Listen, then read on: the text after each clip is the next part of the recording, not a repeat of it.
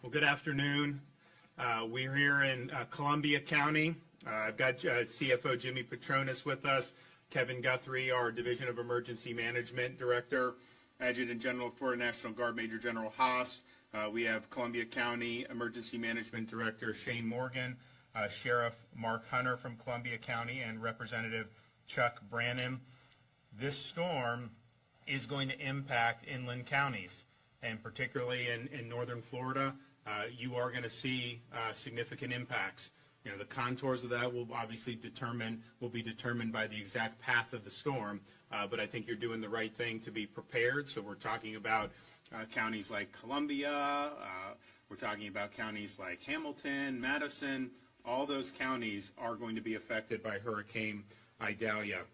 We are monitoring some of these computer models. You may see the National Hurricane Center update the track in either 2 o'clock or the 5 o'clock advisory.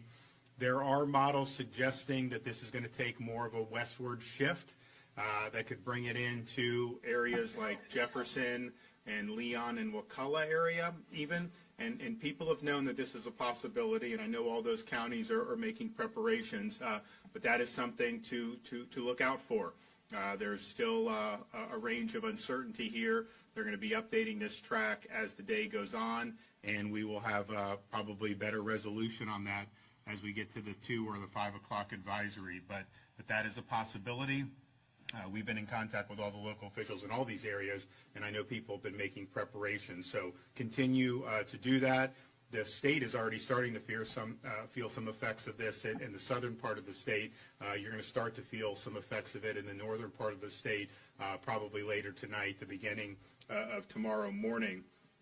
We have expanded our executive order this morning. We now have 49 counties total. We've added Brevard, Orange, and Osceola counties, and so, you know, pretty much that top of the state all the way into central Florida, maybe excluding some of the farther western panhandle counties, but there's a huge number of counties that are going to feel impacts from this, and we want to make sure they're able to do what they need to do. We're proud of all the staging that's been done, particularly for power restoration. We're now at over 25,000 linemen as of this morning.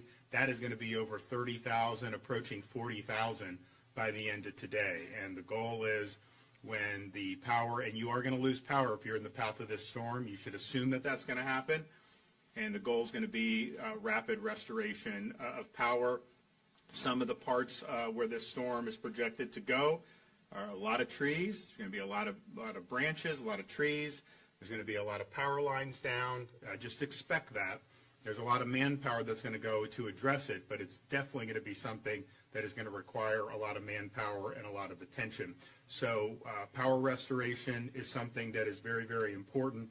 We want to be able to have as much manpower as possible to get that power back on for all of your residents, and we know how important it is for so many Florida residents to be able to get back online. But you should prepare to have some time without power if you're somebody that's in the path of the storm. And by the path, it doesn't mean just in the cone, because there's going to be impacts that are going to be outside whatever the National Hurricane Center says is the path of the storm.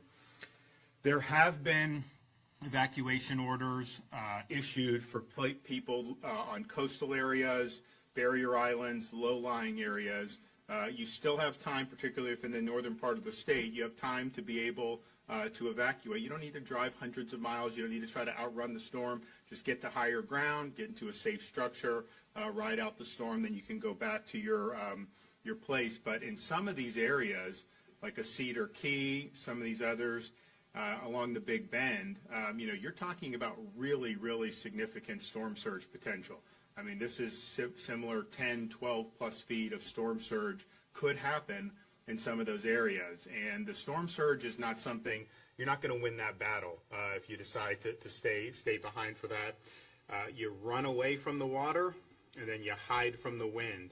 And so in Florida, if you get away from where the surge is going to hit, you know, most of the structures that we have, particularly things that have been built in the last 20, 30 years, you know, those are going to be fine for a Category 3 storm. And so you can hunker down there on higher ground where the storm surge isn't going to be a threat. But if you're putting yourself, if you're hunkering down in an area that could get hit by 10, 12 feet of storm surge, that is a life-threatening situation, and we saw that with Hurricane Ian, just how massive the storm surge was. So you are going to see parts of the coast, probably in the Big Bend area, that is going to have really significant storm surge. We actually anticipate the National Hurricane Center to increase their estimates for the storm surge, particularly in the Big Bend, from where it was this morning. So please be advised, you've got time. You've got the ability to do. I know all these counties have opened up shelters. You can go stay with friends, family. I know there's deals on hotels. You still have time to do that if you're in this Big Bend area, but time is running out very, very rapidly. We are working with counties to make sure they have the resources they need to be able